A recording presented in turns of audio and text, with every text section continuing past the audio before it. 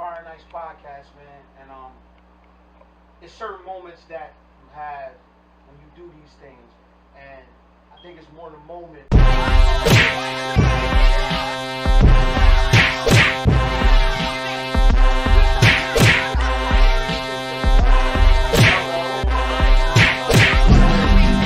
These guys came from Woodland, Delaware. Where are you from? Now, I'm from who's the East fighting right Side. now? Who's fighting right now? Who's fighting right now? Who's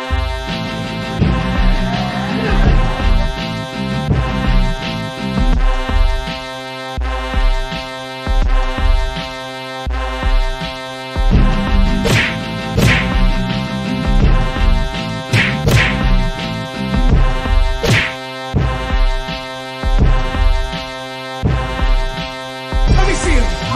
Let me see him. Let me see him. Let me see him. Listen, man, it's your boy Matt, man. Fi8re Ice Podcast. Let me see him. Let me see him. All right. Hello. How are you, everybody out there in the world, man? Thank y'all for walking with us on a special Friday evening, situation we got going on here tonight. I am your man, Fresh Fire. To my left, I have my esteemed brother, Ice Man. Yo, it's the Ice Man. What's good, folks? Tonight we will be, of course, we will be joined by the good Coach P, but also we want to bring to the people a special person in the community that's doing some things. They have an event going on tomorrow. So a little bit later, we have a special guest coming to you who we know and love, man, but we just going to get started. Just a little taste, man, with us tonight. You know, we doing something special. We also looking forward to hearing from a good brother out there that's he may be coming through, may not be coming through, but if he comes through, man, he's going to drop some gems on us and on the people out there. Ice Man, talk to the people. How you feeling tonight? Oh, man, I'm feeling good on this Friday, man. You know, nice weather. Chill day. It was a chill day today. So, you know, I'm just chilling, man. Chillaxing, man. Right. Chillaxing? Chillaxing, man. Chillaxing, man. I heard that, man. Well, your boy Fresh, man, I'm going to tamp my fire down tonight, man, so we can kind of get to some of the meat and the potatoes of why we may be, you know, significant reason why we're here tonight. It's a lot of people who do some great things in the community. You know, you got Cool Shoes, our brother.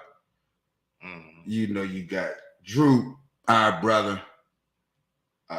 Definitely Hope, our brother. You know what I'm saying? It's an Eastside thing, man. It just seemed like it shake out like that. You know what I'm saying? Eastside thing, man. You know, it's that's all love, man. But tonight, man, I want to bring through a good brother, man, that's been doing this for just as long as anybody that's been out there doing this. And I know y'all, if y'all ain't seen him jumping out of planes or feet up on the beach somewhere, you know, stand in front of monumental buildings and things of the like, that's fine. You may have seen this man with a gang of youth leading them in the right direction. You know, he's been a teacher for 25 years now. He's been a teacher for 25 whole years now. He's been a business owner for many decades, man. There is an iconic barbershop, on the Market Street Mall. So many things this good brother has done. And tomorrow he has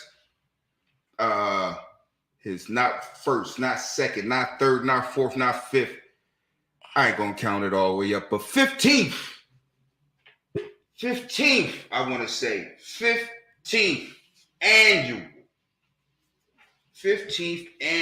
sneaker giveaway at the BVD Barbershop. This man has been a pillar in a lot of communities, not just in Delaware, not just in Newcastle County. He has been a strident leader, someone to follow, a mentor to so many around here. A little bit later on, we will bring to you the good brother, Teron Warren. Yes, we will. Yeah, Ox. We will. Yes, we will. Congratulations on the 15th year of the sneaker and shoe drive. Man, if you still out there, you still got time to get your sneakers and shoes to BVD Barbershop. What's that? 7th and Tatnall? 8th and Tatnall? 223 West 8th Street, Wilmington, Delaware, 19801. As they say, right next door to Libby's. Right next door to Libby's. That's 8th and West. So, man, come on out, man. Bring the old shoes, old sneakers, two small sneakers, two big sneakers. Going for the needy, so. So, those type of things, man, when you have good people like that in the community that's been doing it for so long, I know around here at Fi8re Ice, that's all we ever wanted to do was highlight the people. Well, one of the things that we majorly wanted to do was highlight the people in our own community that's doing great things. So this good brother, I've been watching him from up close and afar for a long time, man. So with no further ado, let me bring to you the good brother, Teron Warren. Yo, mic check 1 2. Mic check 1 2. This is new for me. This is a new situation.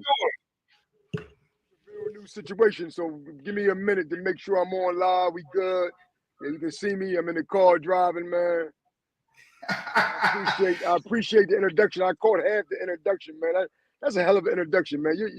Your lyrical skills, Dougie Fresh, is just amazing. You know what I mean? So I want to say thank you, man. Thank you. You know what I mean for that? Much love and respect. No problem, Mox, man. No problem, man.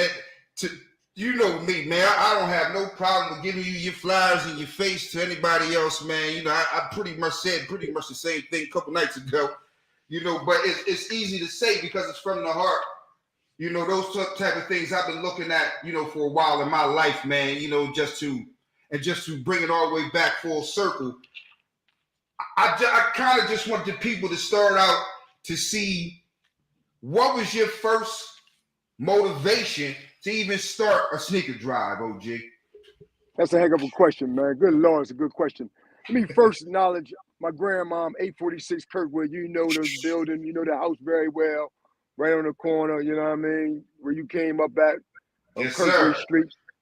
And we right down the block from each other. Grandmom's 846 Kirkwood.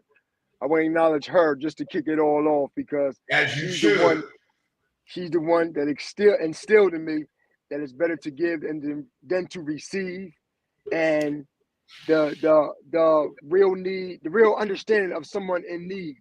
You might not be in need, but someone else is in need, and just to understand that and get that instilled in you from like 5-6 years old, man. Like when you get older, what are you going to do? You know what I mean? So you're right about that. First her. G-Mom is what I call her. Number one. Then I got to acknowledge your barber, you know what I mean? Your barber. your barber Rick, and my little brother Hakeem Warren. You know them well. Oh, shout out to both the great. Shout out Ock and Rick Rob, man. Yeah, because listen, man, we started BVD Barber Salon, named after Bethel Villa, whether you know it or not. Named after Bethel Villa Development is what we call it. And of course, we was the BVD boys, as you well know. Dougie Fresh back in, the late 80s, early 90s, all that nonsense. We named the shop after BVD, and we set up at Akeem's godmom's house on 23rd and Jefferson Street back in 2008 when Akeem was released from a 10-year sentence. And we sat down and said we wanted to do a barbershop, 3-man team, Rockefeller, if you want to call it that. The Rockefeller of the barbershop gang. I don't know what you want to say on that one. But so we sat down, man. We sat down and said that when we open the shop, we want to do events that gives back to the community. And I'm going to tell y'all, Doug and Ice, I didn't know what to say. I didn't know what to do. I'm like, I don't know what we're going to do. Storm had the turkey thing going on. We talked about a turkey giveaway, you know what I mean? But out of nowhere, I think it was Rick. I'm gonna give Rick his flowers. Rick said, "Yo, we should do coats for Christmas, and we should do shoes for Easter." Ding, ding, ding, ding, ding. Let's do it. Okay. And in 08 of 2000, August of 08, 2008, we opened the shop. We, of course, started our first coat drive that year, 2008. At the barbershop, and then we went into 2009 with our sneaker drive the Saturday before Easter, and we've been rocking and rolling ever since, man. So that's the start of it. G-Mom, Rick Robinson, Warren, 32nd and Jefferson Street, Miss Davis's house. That's love right there, man. That's a lot of love right there. Shout out to all those people involved, man. It takes some great people to pull some stuff like that off, man. Those type of things. When I hear those type of things, especially like when I got a chance to see behind the curtain, and when I seen somebody when I was young, and I was like, man, how can this brother wear all Adidas everything? I mean, all the fly Adidas, the hat, the shirts, and everything. I was like, yo, that was the flyest stuff I ever seen in my life. I mean. Was it easy for y'all to pick sneaks, or was it easy for y'all to pick sneaks? Man, listen, going back to G-Mom, man, G-Mom, taught us, to save money, to put a couple. I still pick pennies up to this day, Dougie Fresh. I heard that. Right now, I'm scooping it up. I'm going into these corner stores when that thing is $3.99. They not giving me my penny back. Can I get my penny back? I'm getting all that, So I need that. That was just still earlier. So once, again. Knowing that at your early age, saving your money buying your own pair of sneaks because, they wasn't buying them Adidas. They wasn't buying all those colors. They wasn't buying the fat laces for you, you know what I mean? You had to earn that. And, we was always little part-time hustlers as far as, selling candy in school. Right. You know what I mean? Selling newspapers on Sunday morning, you know what I mean? With Briscoe was the newspaper boy. We took that whole venture over, you know what I mean? So that instilled us to get those sneaks, and that's where you got it from. And then coming from humble beginnings, man. My first job, major job, was working at McDonald's, man. I heard that. Chief. So once them little $100 checks came in, man, you know what I mean? $150 checks. Man, what was Shell told? 60 cents back then, baby? Right. Shell told 60, $49.99. What was Shell told? It might have been $65, maybe. You know what I mean? I heard that, OG. And that's crazy. That's crazy about just about the sneaks and stuff like that. Can you? I would like for you to speak to the people because coats and sneaks. I would like for you to speak to the people about how just important about having footwear is and having a coat is. I mean, just generally, not on a micro, just on a macro level, because your guys is providing those and look, having coats being warm, having shoes on your feet. Can you relate to the people just how important it is, shoes and jackets, what y'all collecting and giving away to the people? Yeah, absolutely, man. We came from that era, man. We 70s babies, but I like to call myself a lot of times an 80s baby because when hip hop was born, it changed over into a new swag. So you had to have swag.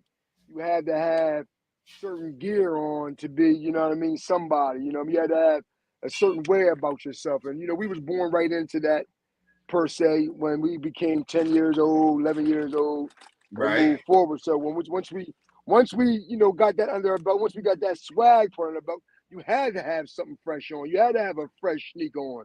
You had to have a nice jacket on, because that's just what it was in the middle of the hood, east side. You know what I mean, of Wilmington, Delaware. And of course, you know, New York, Delaware, all, you know, the major places that started this whole thing, this whole, you know, hip hop thing that we really follow behind. And you know, we die with it. You know what I mean? That's our thing. So, no disrespect to the older generation, you know, because I work with some older men and I respect them to death. They just don't have the swag, you know what I mean, that we had. They don't have that. They don't have that swag. Piece in them. They don't have that piece in them. That, yo, man, put that shoe on. They don't have that piece. Yeah, man, yeah. You know, this shit is funny, man. I got seen this picture. Hey, yo, Doug, Ice. I seen this picture of James Worthy, my dude Jabal, and I think it was damn, what's the Jerry Carroll boy name? LA. AC Green. AC Green, yeah, AC man. Green. So yeah, they took an old school pic, man, and then, you know, they was all right. But I went to their footwear, man. Right. You know, they millionaires, they legends, and their footwear was, man, yo, I was like, dang. And I vowed to myself to always, from where I came from, to always keep that feet right. And y'all know for a fact, we can wear anything up top, as long as that feet right, we good. Right. Word. Well, I guess. Let me stay right there for a second. Do you have a favorite pair of sneakers? Yeah. You know, now it's for comfort, man. You know what I mean? Now it's for comfort. So when I hate that, of course, it was the shell towards the top 10. You know what I mean? The form, you know, it transferred over to the J's. But my favorite pair, man, those 270s right now, man. I'm 270s, a foam posit, because they fit the foot.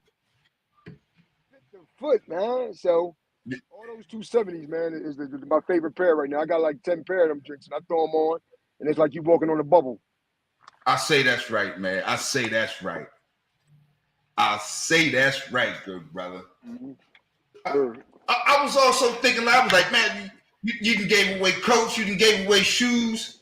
I know you gave away free haircuts, you can give away all kind of stuff. Is it something out there that you want to give out that you haven't given out yet? Something out there that I want to get. That's a good question, Doug. Something out there that I have not, you know, participated in or given away that I would like to. Wow. Well, thinking about it, what's in need though? What's in need? What is in need is the key thing, man. What's in need in the hood that, you know, people haven't given out? I haven't given out. That's a good question, man. You know, I would say, man, pay some people's bills, man. That's really in need. You know what I mean? Housing is a need that I come across a whole lot that people, you know, really, you know, need right now. You know what I'm saying? That's what's up. That's a great question. Have some people, you know, come have a bills giveaway. Right. Man, you know what? Go ahead, my fault. No, I was just thinking, have some people walk up with some bills, and you have some people backing you, and they can sign off for some things. That'd be balls, T. That'd be balls, OG. Right. You know what though? Talk to somebody about this ain't on that level of bills and coats and all that. But I think all of us have abundance. White tees and socks. I mean. And I thought about this, man, like 6 months ago. I'm folding my clothes up. Man, I literally got a whole holster of white tees. You do too. I just got a billion of them. You know, your sock drawer is crazy. You know what I'm saying? Like, damn. You know what I'm saying? Like, I think about that on that level. Let me just get rid of these. I don't want to throw them away, man. I'm addicted to throwing stuff away, man. You know, I'm not a major hoarder, but I'm a hoarder to an extent where I just don't throw stuff away, man. I'd rather just give it away, save it. You know what I mean? So I'm thinking about a white tee sock giveaway, man. What y'all think, man? You know what? That make a lot of sense. You said white tee sock giveaway. Yeah, white tee sock giveaway. Bro, Phil, he always said it ain't nothing to make you feel better than putting on a brand new pair of socks. Right. It ain't nothing. It ain't nothing like it, man. And, you know, so man, you on something, man. But Look, some people ain't got them socks though. OG, some people ain't got a nice fresh sock. You know what I'm saying? So things that we take for granted that we just know is gonna happen, man. It's an abundance of people that just don't have it. OG, it really is, man. And you know, some of us are, oh, man, you crazy. You know what I mean? I don't believe that. Yeah, it is. Yes, it is. Why don't they have it? Why don't they have it? Yeah, why they don't have it? You know, that ain't the point. Why they don't have it? They do this, they do that, whatever. They should have a white tee. Nah, they just don't have it, man. So if you have it and you throwing it away, why don't you put it out there? Right. At the barber salon, man, we give away clothes, man. We put a whole rack of clothes out, and you won't think nobody take them. Them joints be gone, man. People pull up with a bag and they be gone. That's what's up, though. I mean, it's better than, like you said, it's better than holding on to it and throwing it away. If you're gonna hold on to it to give it to somebody. You know what I'm saying? Don't hold on to it to be selfish or nothing like that. Hold on to it to give it to somebody. That make a whole bunch of sense. Absolutely. Yeah. Well, OG, man, I don't want to take all your time, good brother. I don't want to take all your time. But I got one more thing to ask you.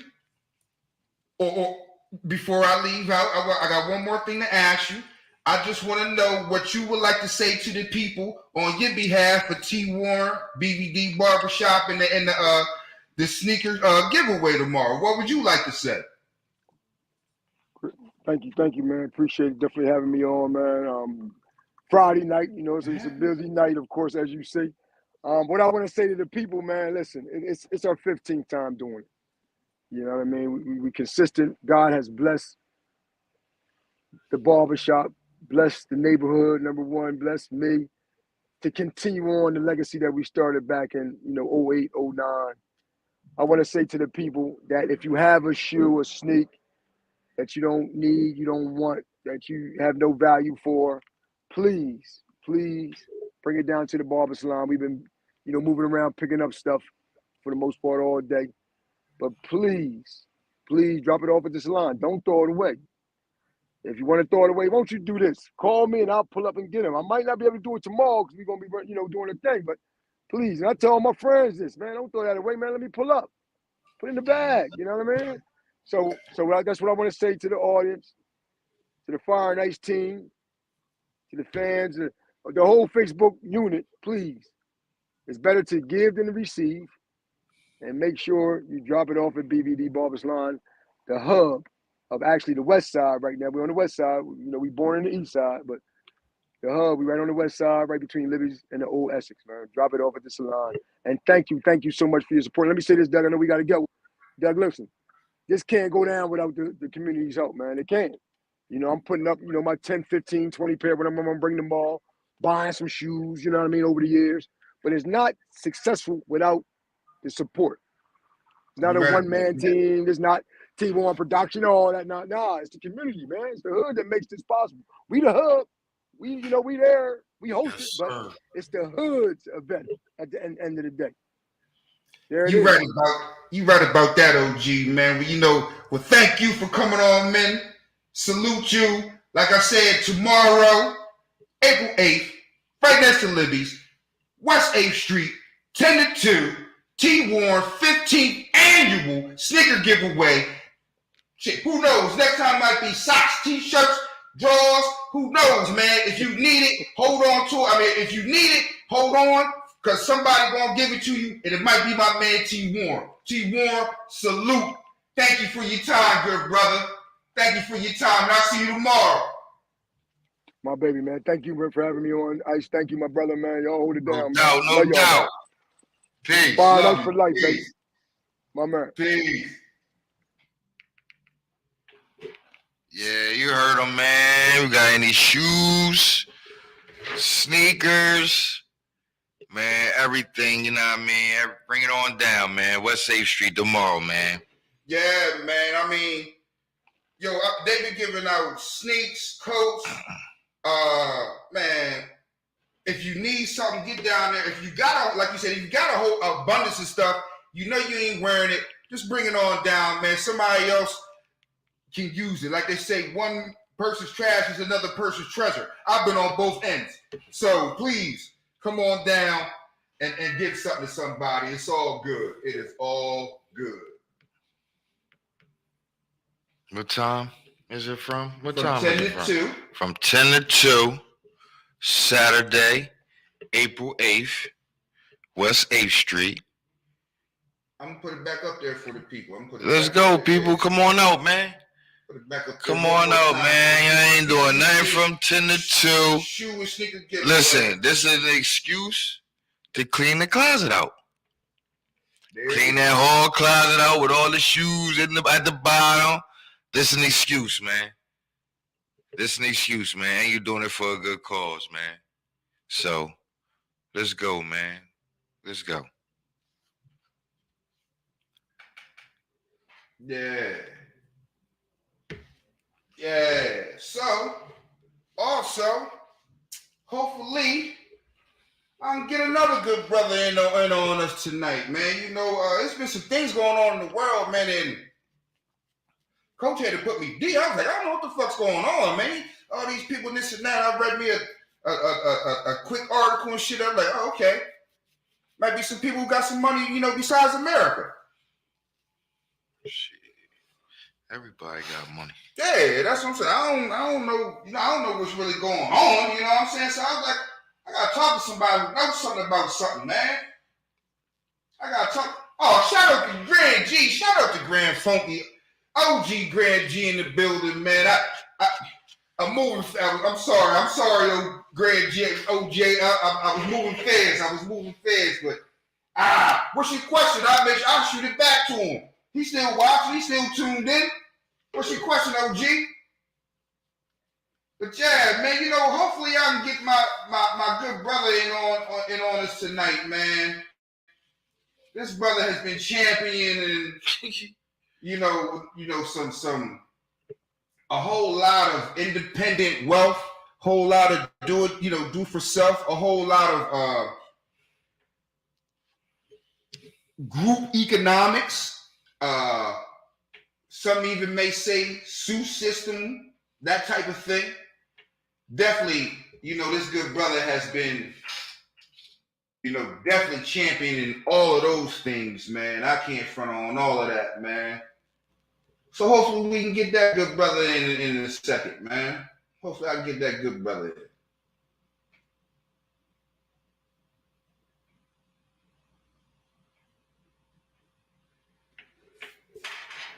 So what, man? As your boy Phil would say, what you been watching? Hey, man, like I said, I'm watching about the same shit, man. I ain't really watching nothing new. Man. Just chilling. Watching old shit. Old shit.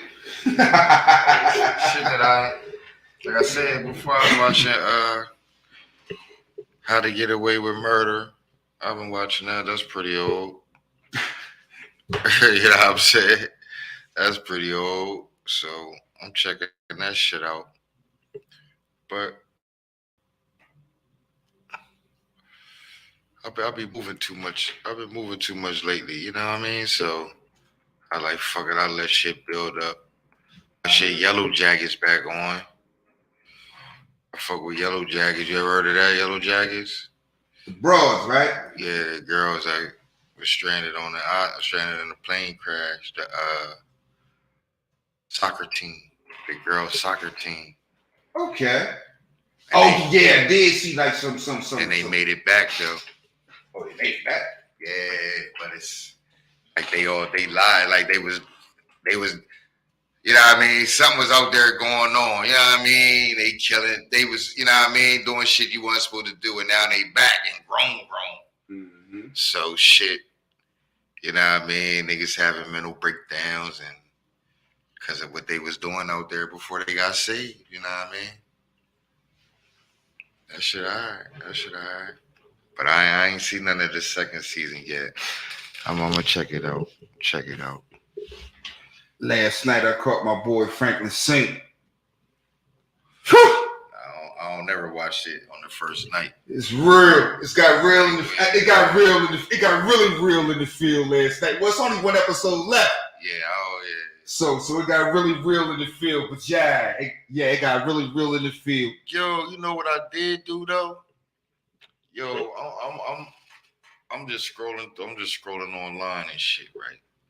So shit pops up on my phone about the TV show Atlanta. Mm-hmm.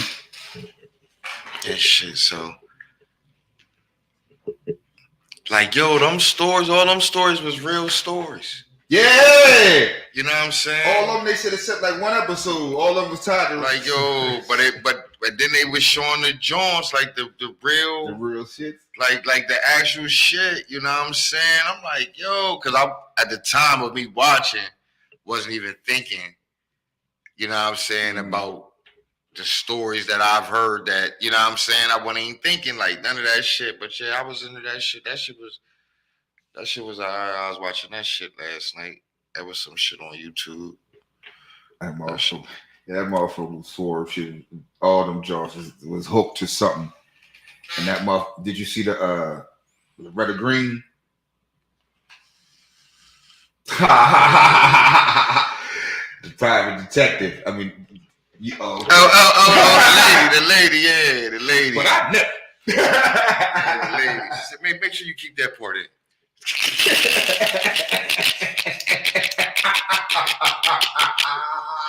He said, oh yeah, make sure you keep that part in. Yeah, I was like, oh shit, you know, I was like, dang. You know what else I've been watching? And the swarm shit. And that swarm shit I watched. I wish it was another season like next week. You knew that was Perry? You knew that was Michael Jackson's daughter? Who? The stripper. The white girl stripper. Nah. Halsey. That's Paris Jackson. Nah. I ain't know that. Yeah, Halsey, Paris. That's Paris Jackson. The other white girl, Billie Eilish, the cult leader. The white girl cult leader that she ran over. Yeah, but the Halsey, Paris Jackson. I just thought that was a good ass actress. That's what it was crazy because I'm watching some shit on that. They was like, yo, that nigga smart. You know what I mean? I'll be watching the Easter egg shits. And that whole shit is an Easter egg. Yes, it is. Halsey is a white girl everybody thought was white, who came out black. And when she was sitting there talking to herself, oh yeah, my dad black. Mm-hmm. You know what I'm saying? Like, yo, this nigga Donald Glover, this shit. Yeah, but I don't be, man. I'm trying to let shit build up though. Cause I know I'm gonna be up here a lot. I heard you know what I'm saying? I'm gonna be up here a lot. I can get some seasons. Like while I'm up here, I get some seasons in. Yeah, I stayed up here last night and finished watching a little bit of the How to Get Away with Murder, cause I ain't been checking it out in a minute. You know what, man? You know what? I want to try something tonight because I had an OG interviewed. He didn't pop in. I had another OG of mine just pop on the timeline, Grand G. And this is something I've been watching for the last, I want to say, couple days. I've been watching my OG Grand G's video called Reflections. Yes, I have been. Hopefully, I can bring it to y'all as well tonight. This brother right here, he the one that gave me confidence to ever try to do almost anything, rap-wise, music-wise, or anything. When I seen him and he was right from my neighborhood and everything, I was like, damn, he's the shit. He was making so many motherfucking songs and making so many motherfucking moves and things.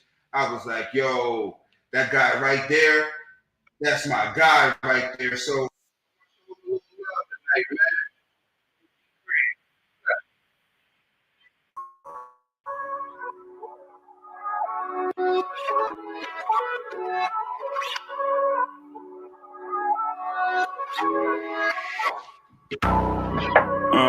Yeah, he caution. Ain't that often revealing thoughts that I'm in. Let him know. Sat at the table where life served different portions of misfortune. In the form of non-believers, the noise they talking is distortion. Examine myself daily, look in the mirror, my reflection. Vexing, asking every day, you the predator or the prey, my reflection. Rejecting, excuses that were said, numbing problems with meds. Streets ahead rough, they be packing guns mouth. Ain't no code of conduct, they clapping so goosey they tough. Poker till I keep the can. Rap a few bands, understand that. Overtunes, flows are utter gutter. Appearances are deceiving. Can't judge this book by its cover. No need for triple K. Brothers is killing brothers. Old paper they making. Banging with undercover, they tripping. From the muscle, we scuffle. The fuel of hustle, lot of work. Doing dirt just to feel that Louis duffel. That don't mean every player on your team good for the tussle. As they ride or die, scheming on me with a Kelly Russell, you know. Yeah, he caution, ain't that often, revealing thought that I'm engulfed in. Sad that life serves different portions of misfortune. In the form of non-believers, the noise they talking is distortion. And himself daily look in the mirror, my reflection. Vexing, asking every day, you the predator or the prey, my reflection. Reflecting, excuses that were said, now I'm problem with me. Yeah, listen, my niggas, don't go slopping with pigs. Choosing that route, occupational hazardous gig. Great shit that I did. You be surprised what you do when your stomach's touching your ribs. I've been there, did it, on the road for a minute. Escaping out the trenches, consensus ain't for the timid.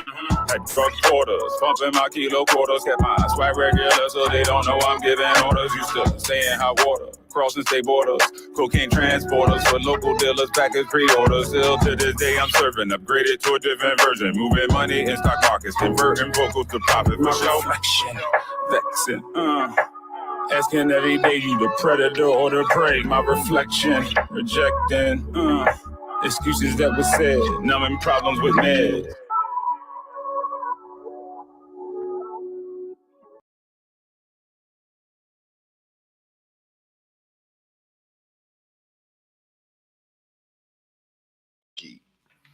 Grand Funky, man. That's my OG right there in music, man.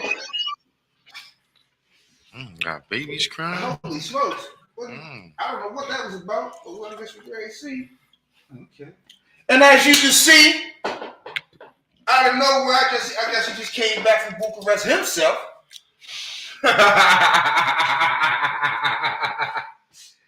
What was the deal? What's happening? What's up with you? Yo. Hey man, you know, same old, man. Listen, Fi8re Ice background, man. What's good with you?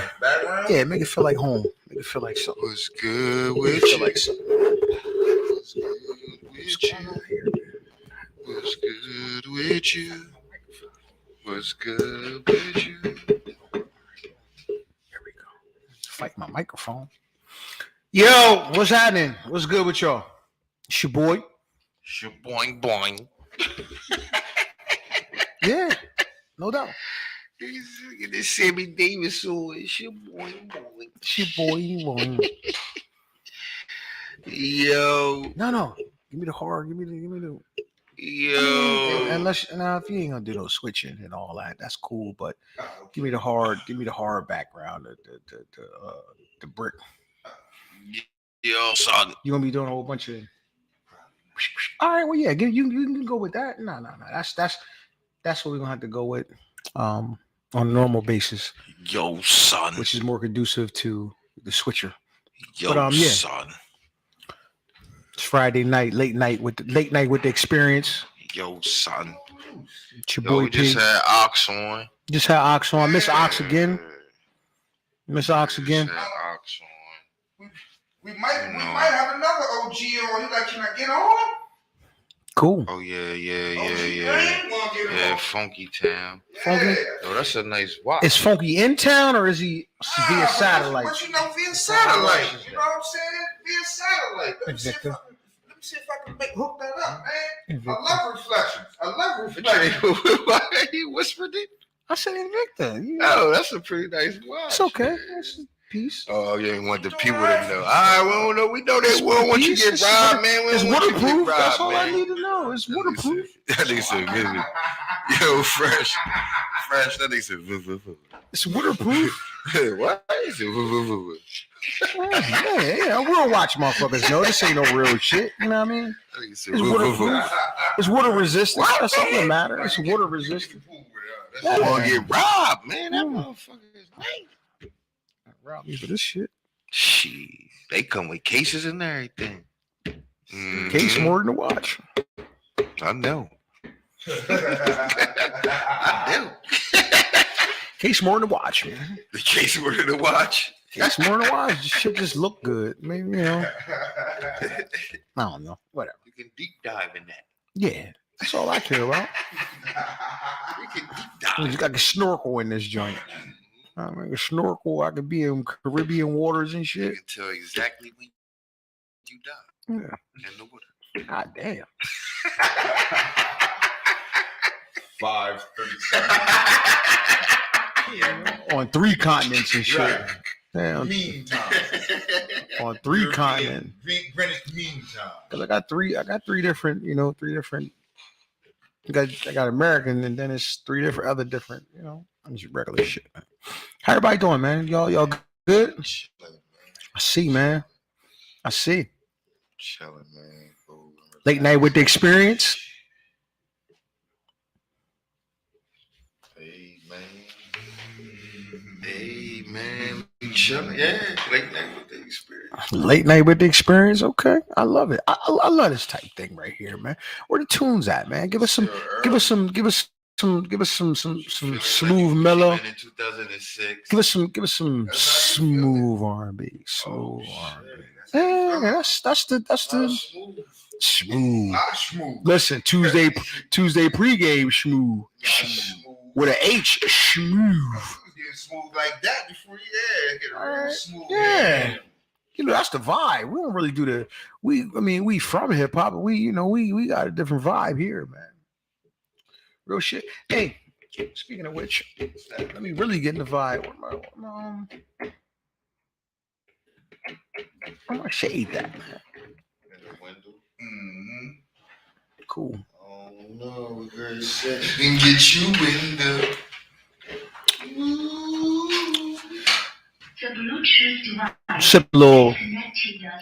sipping the same Espelon from out of my Di Serono goblet.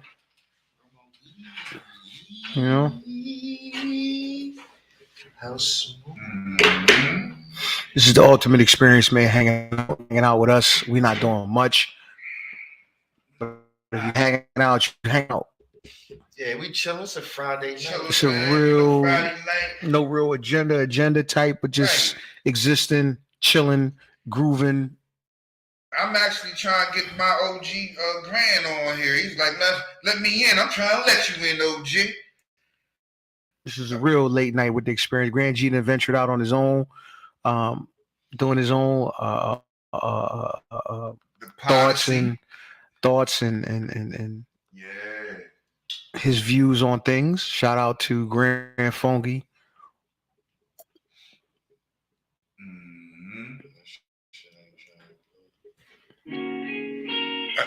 Just like that, huh? Boom. Just like that.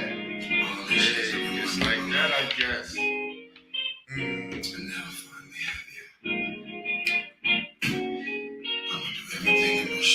Yo, they don't even make songs like this. Can niggas even make songs like? Nah, I ain't even gonna say that because they do. Niggas do. Lucky Day and all them. They do. But it ain't nowhere near as many people who used to can be checking for it. Nah, it just sound like these niggas ain't checking for it, man. If you can't dance to it, they don't want to hear it.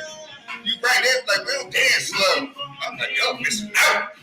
If they can't dance to it, they don't want to hear it, man.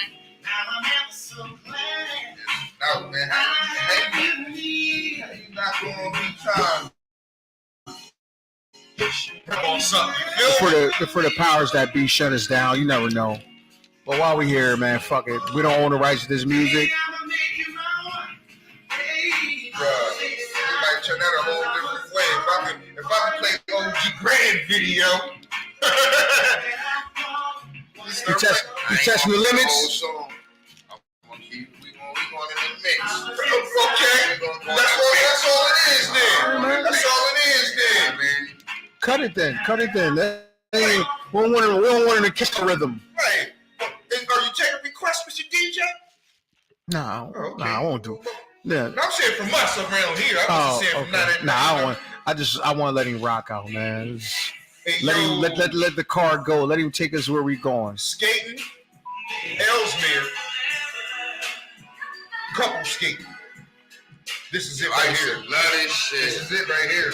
Going skating. It's a dangerous night right now. You was gonna hear this. So wait. You was gonna hear Guy. You was gonna hear Guy. You was gonna hear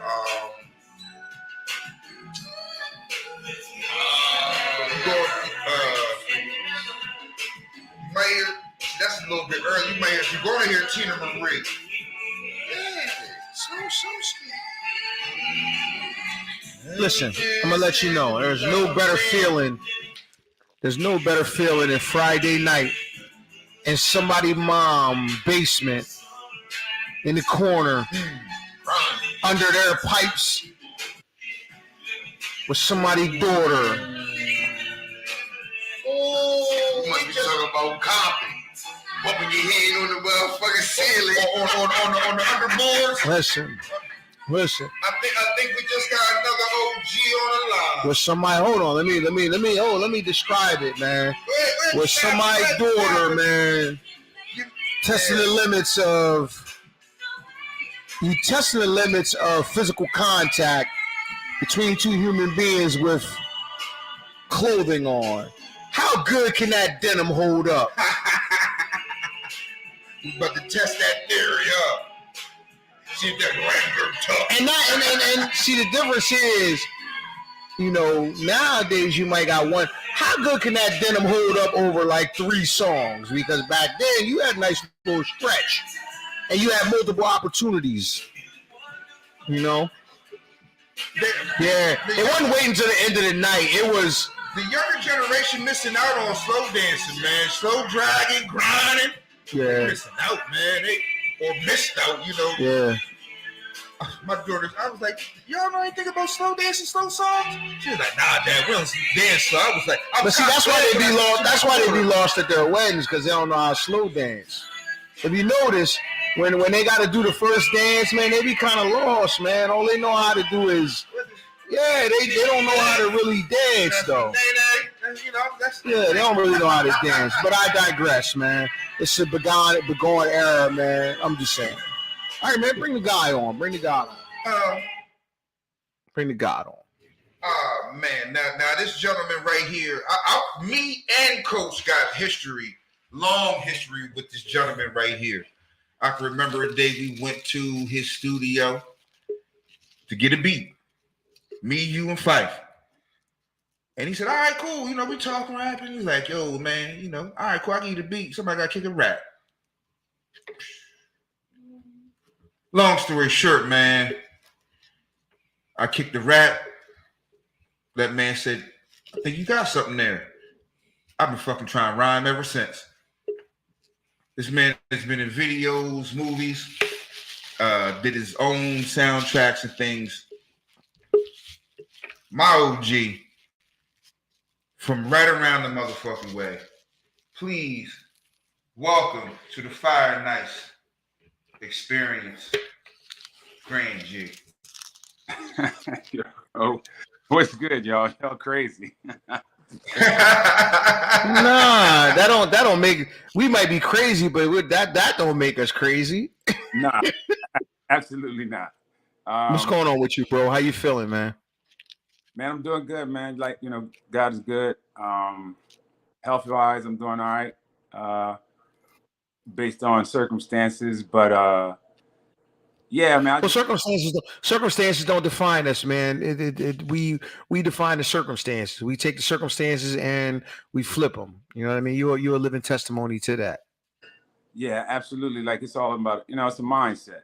No matter what your situation is, whether you healthy or not healthy, you know, it's all about a mindset and how you perceive what your situation is and how you handle it. Because the only thing you can control is how you react to things. You can't control people, you can't control certain things, but you can control, you know, how you respond to whatever situation you're in. So, you know, living with this disease, I chose to, man, it's crazy. I just chose to live with it as if I didn't have a disease. You know, that was my, you know, everybody has a way to cope with different things, but that was my method. I just said, hey, you know what?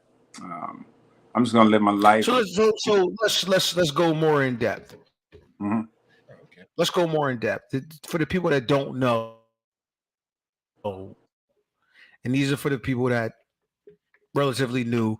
Describe your what you are going through. Let's start there first. Yeah. So the disease, the cancer I have it's a blood cancer, and it's called multiple myeloma, and it's it's basically a mutation of the plasma cells that are in your bone marrow. And so ultimately, like what the disease is, there's two things. One, it's a really nasty blood cancer, and it can't be cured. That's the first thing. But what it does is it attacks your bones from the inside out. And I guess in layman's terms, what winds up happening is it turns your bones into like Swiss cheese. So they become extremely soft and brittle. So, you know, you could break a bone just laughing too hard, you know, like crack a rib or something. If the disease gets to that stage, it has 3 stages. So like I said, of course, pretty nasty. But the good Lord done seem fit for me to, I don't know what, I think I know what he want me to do, but he done seem fit to give me give me an extension. And I just choose to do everything in my power while I'm on this extension to make a difference with this disease, a difference in my life. And as you well know, I love music. So I just started chasing everything I'm passionate about and just living life to the fullest. It's unfortunate that sometimes, you know, it took cancer to get there. But that's what we're doing, whether we're sick or not. You should be, you should be passionately chasing things that really make you happy. And if you do that with an honest heart, Buffering right. the money portion of it will come. You know, if you got the right motivation in front of you and you're trying to do something, whatever you are trying to do, it'll become successful. So there's that in a nutshell.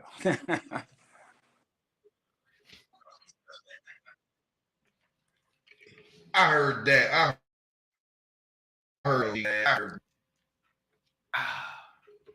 Buffering, we buffering. Bear with us. Bear with us. We live G's night, man. I think we're breaking the internet. That's what I think it is. We breaking the internet.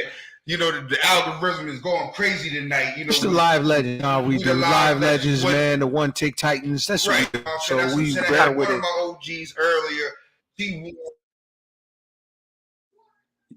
Yeah. My other OG is chiming in like, yo, I'm like, wow, this is crazy. And yeah. I'm not sure if you was, I said, hold on, man. While we doing everything we doing, I said, let me play my OG's new single, Reflections.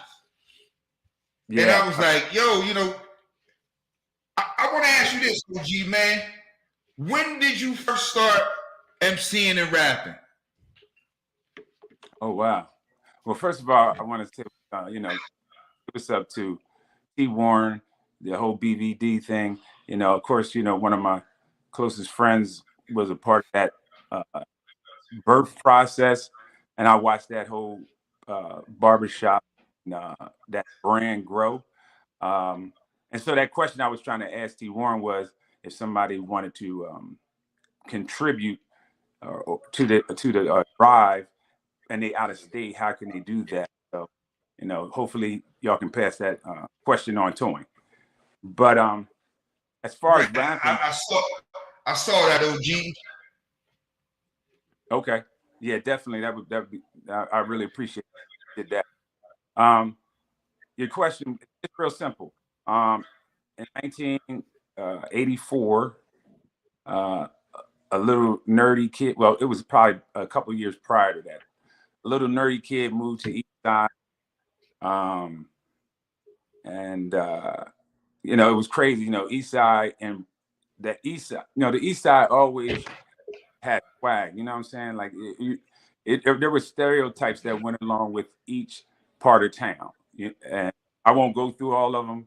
You know, we'll keep that, you know, on tuck. But East Side, moved there, little nerdy kid. I didn't have the greatest childhood. A lot of people didn't know that.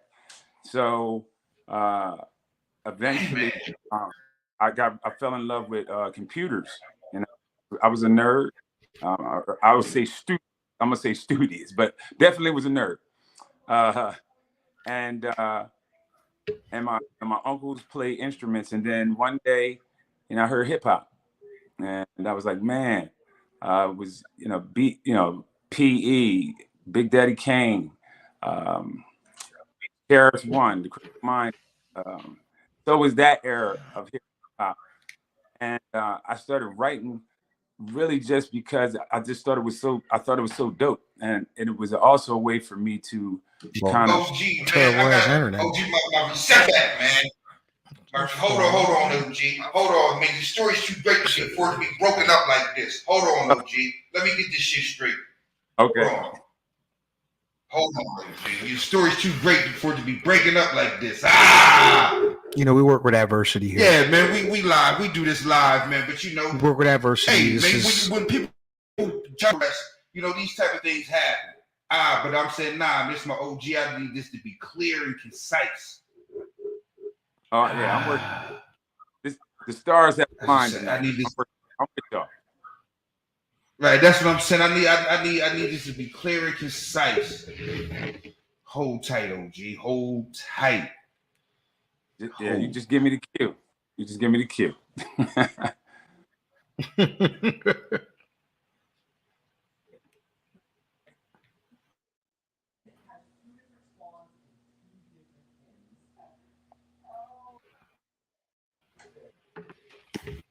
The devil just busy. That's all. That's what he do.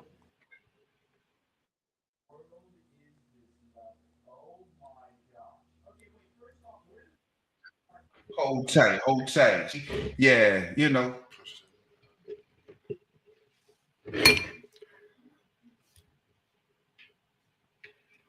I guess they saying Fi8re Ice having a little bit too much damn fun tonight. It's some bullshit. It's all good. Nah, but you know what's funny about that though, man? Shout out to StreamYard, because the whole time they like, nah, y'all still live. It might be buffering, it might be doing different things. I'm like, nah, this is my OG, man. Nah, man, I want this story to come out it's the clear signal, and concise. that's all. It's just the signal. And that's, you know what I'm saying? That's fine. That's cool. The stars may not be aligned right here and right now, but give me a second. Give me a second. Take your time. But at the same time, I know there was a time. Good brother, Uh-oh.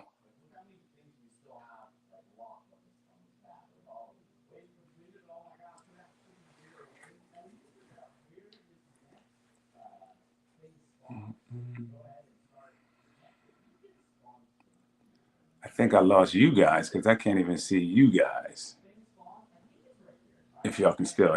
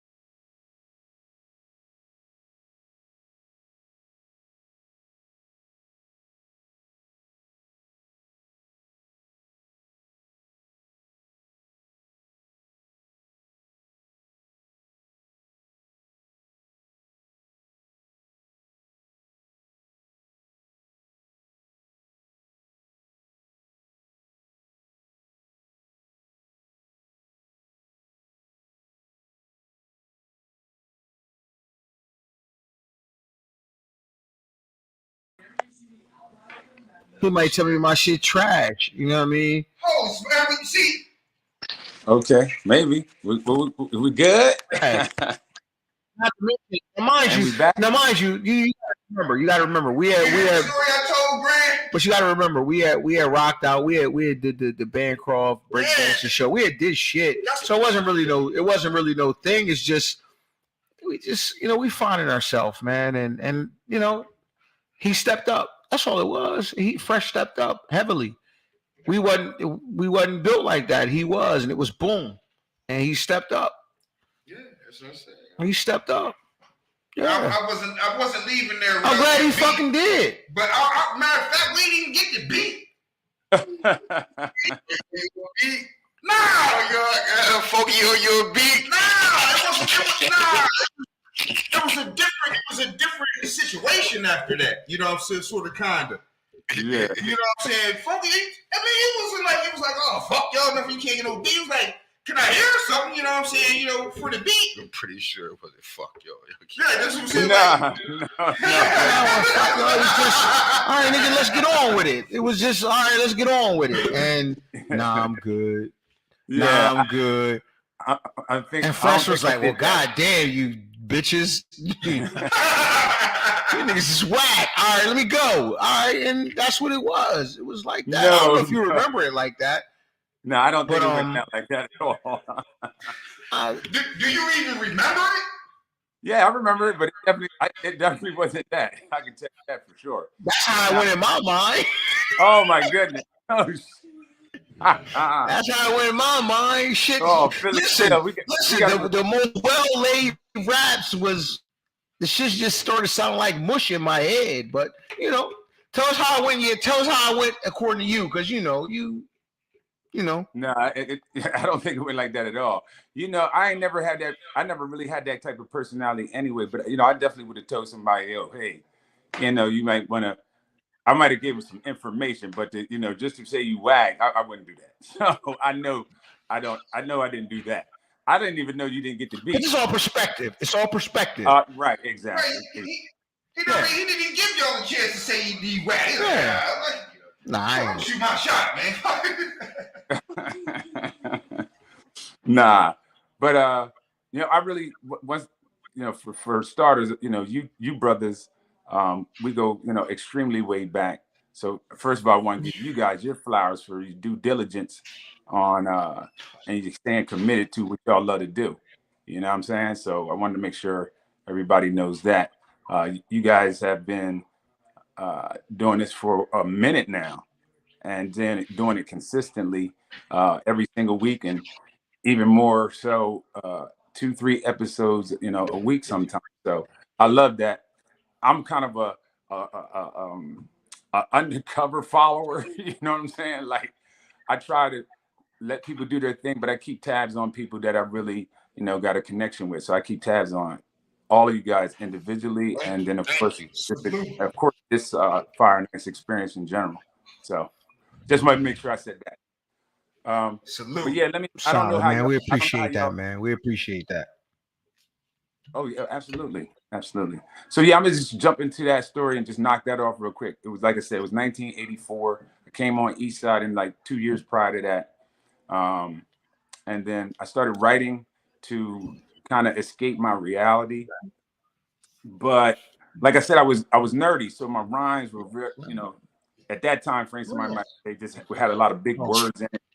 And I really was just really nervous about it. I was just writing in my basement. And then I heard KRS-One. And once I heard KRS-One, I realized you could be intelligent on a mic. And so that did it for me on that note. So I started writing in 1984, and then what made me come out from as far as hip hop is concerned, was the 11th grade talent show at Glasgow. I did the talent show there. I think I told you this story before, but I did the talent show there. Please tell the people to get it. I mean, you don't have to break it all the way down, but even be mad because he flew in from Bucharest. Now he in here, so please let us know. Oh my goodness! But yeah, his name was I don't know what his last name was. Preston. And Preston was a really popular, kind of popular dude in school. So my thought process was, I get this really popular dude in school to beatbox for me. I'm halfway there. Went on stage, and the response I got at that moment, was surreal. I'll never forget it. It changed the course of my direction as far as music for the rest of my life.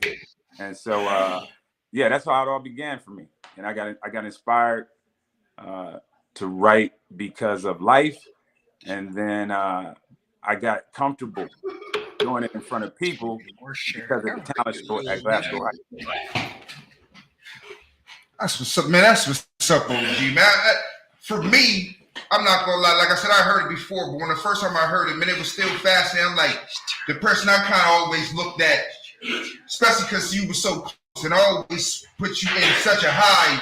I'm like, nah, he was from like 2-3 blocks away from me. But your art and what you did was always up there with the people I've seen you in pictures with, like Clean Latifah, Nice Key, and Q, Tribe Called Quest, man, Public Enemy. List goes on fucking on. You know what I'm saying? So I was like, nah, that man just live on the other side of the damn park and make some great damn music. You know what I'm saying? Make some great damn music. I want to take it back. I want to take it back to a time. I want to take it back to a time because it just ran across me. It was a summertime groove. I remember some yellow shirts. I remember a stage. Southbridge. Yeah. And then somebody slide out with their red, black, and green on. And they start rhyming, man. And the whole crowd start going crazy. I want to know how that night felt to you, OG. Over that was 4th Street Park, if I was mistaken. No, it was 4th Street Park. Yeah, it 4th was. Street Park. How did that feel that night? They opened up for Tough Crew when Tough that shit. Yeah. I was so excited. I just messed that whole fucking thing up. But please tell me. Yeah. I'm great texting. I'm great letting you know. I'm great texting like, yo, nigga, bro. Chill, man, chill. You good. Chill, man, chill. Yeah, that was Christina Park. How did I feel? Like, it's crazy. I always have butterflies before I go in. I always have butterflies. And it's something about one. All of that stuff just goes away. So leading up to the performance, going on stage, I was super nervous. But once I got up there, the crowd, you get that energy, and so I went for it because at that point it's like you ain't no turning back. It's almost like getting on a roller coaster, and when you first going up, it's ticking and ticking. You don't want to be that guy that's turning around like, yo, I want to get off this joint. You just ain't no getting off, nigga. Yeah, ain't no getting off. You might as well go ahead and just enjoy it and give it your all. So after I performed, the feeling I had such a crazy high that I've been chasing that high, almost like a drug. I've been chasing my whole life. Bobby Field, he brought that analogy to me about chasing that high that hip hop gave me. You always kind of keep chasing it. So so that's what it was like. Once I got off the stage, I knew that's my lane where I want. I heard that, OG. Now you see when it picked up enough, some other people up here, man. Yeah. That nigga said some other people and shit. Yeah. Shit. Yeah. Yo, the funky one, what's good, my man? What's going on, B Rezzy? What's going on? Man. You know what I mean? I'm a fan, bro. You heard? Oh man, listen. You know what? I'm gonna change the narrative on that. Look, I call all you guys supporters. I like fans, but I call you guys supporters. I think supporters, it just sounds better, you know what I mean? But you know, that's how I look at it. And I appreciate it. Thank you for that. OG. Thank you for that. You all right, man? So listen, I got a question. I got a question, man. The whole creative process, man. We didn't dove into a lot of things. We didn't had a whole interview, man. Let's progress it. The creative process now, as a guy dealing with, you know, the affliction that you're dealing with, coming to grips with that. What's the process in terms of the content and things of that nature, and how you create now? Is it different as opposed to back then, or is it the same? What's the process now? Because, you know, like I said, you're older and you're dealing with the affliction. How does that affect the content of the music? Dan Phil, that's a great question. Like, it affects it tremendously. All those things. I think the great songs that have substance, whether it's R&B, country, whatever the case may be, normally reflect some sort of reality in what a person is in life. Once I got the diagnosis, changed my life, getting older and hopefully a little wiser in life experience changed my life. So, this creative process now was, it was a little bit more challenging because back in the day, I never wrote rhymes down. I'm older now, so memory ain't as good. The medication. Yeah, you hear that a lot. You hear that about the elite MCs about not writing rhymes down. So, I mean, you saying now, okay, you didn't necessarily write rhymes down. Is that a negative or a positive? Whereas now you writing rhymes down, does it make you more cognizant of the content? Or is it just a totally different process? It just walk us through that now, whereas before you didn't write things down, now you're more of a note taker or a scriber. Right. Yeah. So the process now actually for me is similar to back in the day. The difference is I use technology. So I'll turn on the voice recorder because I don't write rhymes. I actually kind of freestyle, and the beat kind of tells me how I should flow to it, and then I just try to put the words to it. That's why I hopefully come across on, different songs sounding different. Because are those the best lyricists? Are those the best lyricists? Some that let the beat control them, or some that dictate the beat? Because you got different, some are different. Some are different. To me, I think the Biggies and the Jays are more of, they are less, they more or less ride the beat. Mm-hmm. Whereas you got guys like you got the Nas's and the guys that are scribers who need to beat the more tailored the lyrics. Yeah, I mean, you make a great point. I think there's two types, and you just described it really. I can't really add to that besides saying I would probably fall along more of the lines I would think as more in the Jay-Z range, or from that, not accolade wise, but my process. No, I get it. We get it. In terms of creative ability and I'm sorry, creative process. Yeah, creative process. We get it. Absolutely. So I just turn the track on. Well, first of all, a track got to move me, and then once the track moved me, I just play it on loop using the technology, and then I build 2 bars, and once I got 2 hot bars, and then I build another 2 bars off of that, and it just keeps progressing until I get whatever I'm doing, 16 or 24, whatever number you want to put it at. So the difference before is I could do that and literally not write anything or record. But now what I do is I'll turn the track on, I'll turn on, the voice recorder, or if I'm home, I'll just turn on my studio, the Pro Tools, and just let it loop, and then I just go in. So that's how my process. Question. I got a question, and then I'm done. Okay, let's scrap all of the creative. I love you, bro. Let's go with some hard shit. I'm gonna ask you a question. All right. Okay.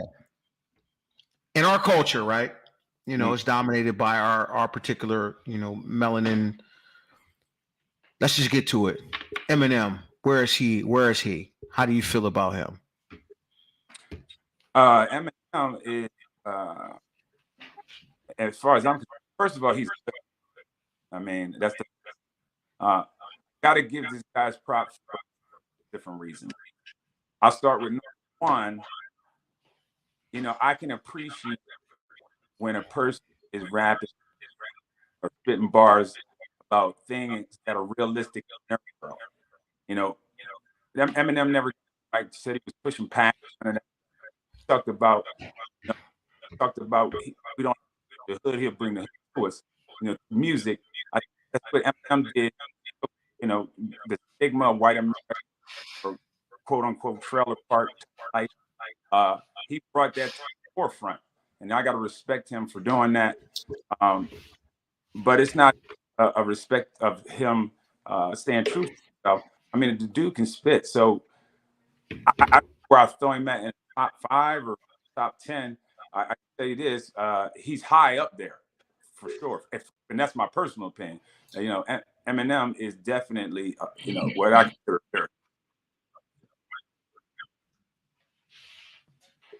That's real. I heard that's that. real. It's funny, man.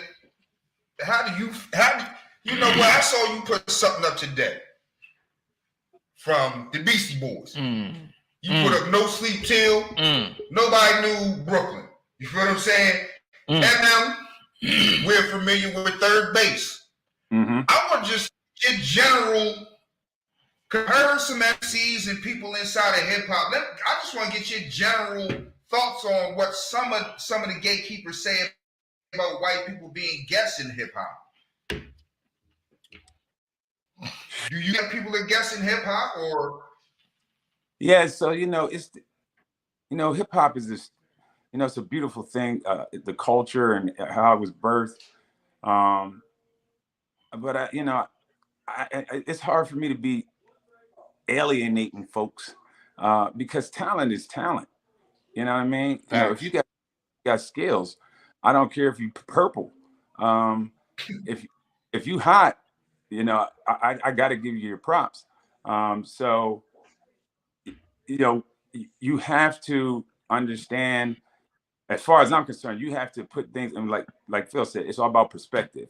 And when you look at hip hop in its totality, you got to understand that where it was birthed at, and how it became, and then it has turned into what I consider a paradigm shift in the way the world operates. Hip hop has influenced every inch of the world, because you can go in one of these third world countries and ask them about some famous saxophonist or something like that, and no disrespect to that genre or the instrumentation aspect of that, and they're not gonna know who the hell you're talking about. But if you go in some world country and say, who Snoop Dogg is, they'll be like, yeah, whatever language or however they can communicate it.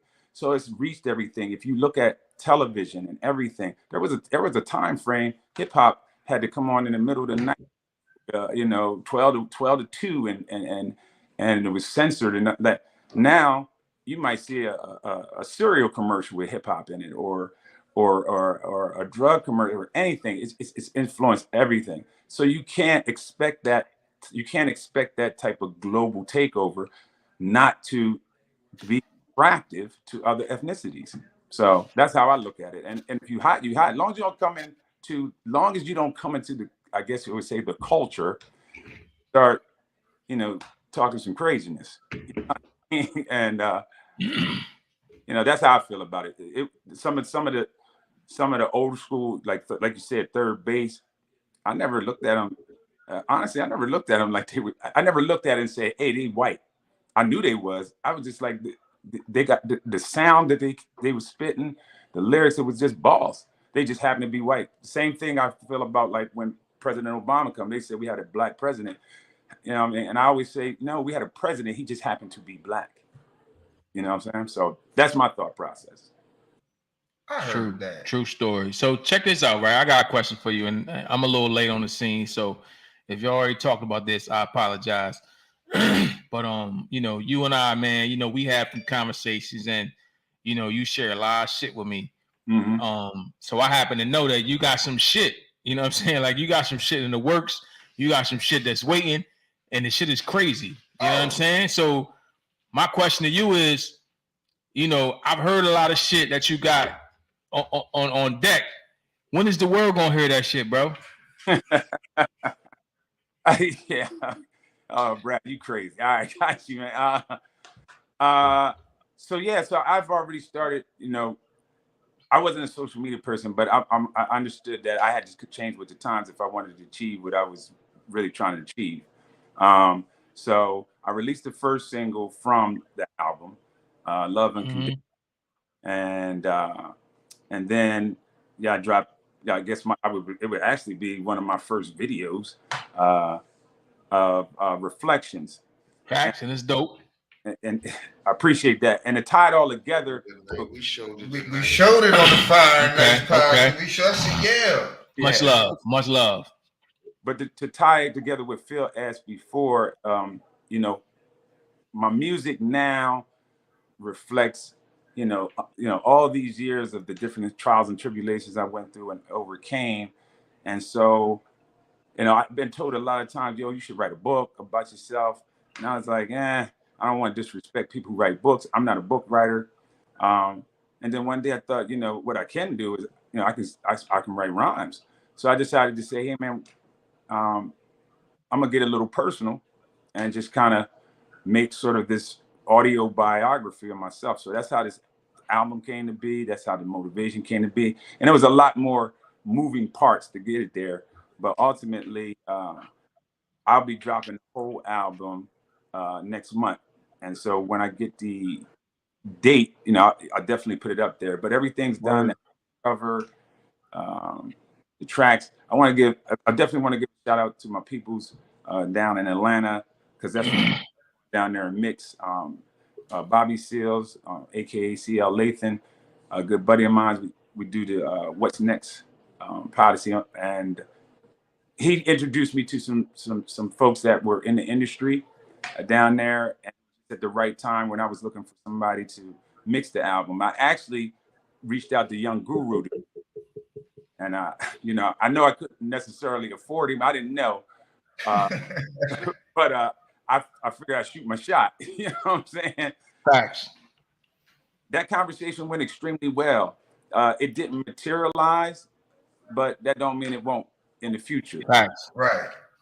So, like I said, I got an opportunity to go to Atlanta and deal with a really good engineer named Scott. I call him Scottie Pippen, but he was white, so I kind of funny.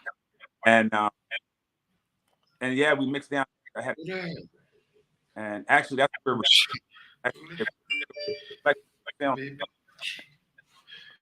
and so yeah, the album's coming out. I'll share with you guys. The album's called Timeless Moments. Timeless Moments? Yeah, the album's called Timeless Moments. And I think people are going to be pleasantly surprised. You know, especially those who know me from the past. I don't know if a lot of people know, I've never, ever stopped doing hip hop. I just was doing it inside the crib. And you know, so as hip hop evolved, so did I, along with behind the scenes, right? You know, just in my home. But one day, like I said, get a different perspective on where I'm at with life, and I just wanted to give it one more shot. I don't have any unrealistic expectations. It's going to go as far as God wants it to go. I just wanted to do it one good time for your mind. That's an old school saying. Right. But let the cats know that know me, that I still can spit, and let maybe some of these young cats know that I still can spit. So check this out, G. So I want to go back to you were talking about Young Guru, right? So for anybody who's been living under a rock, tell them who Young Guru is and how you know Young Guru. Yeah, so Young Guru is I think he liked to call himself one time a musical administrator to Jay-Z. I think that's how he worded it one time. But he's an engineer. He's an audio engineer. He's from Northside, or he lived on Northside at some point. Not quite sure where he's originally from, but he lived on Northside, and he pretty much did all of Jay-Z's. He was Jay-Z's personal engineer for majority of all of Rockefeller or Jay-Z's albums. Definitely down with Rockefeller. He teaches now. I think I actually went on one of his online courses. He teaches Rockefeller has this program, and I think it's with, I don't want to butcher it, I think it's with Long Island University or one of those universities in New York where they have a program that they sponsor to teach the next generation of engineers.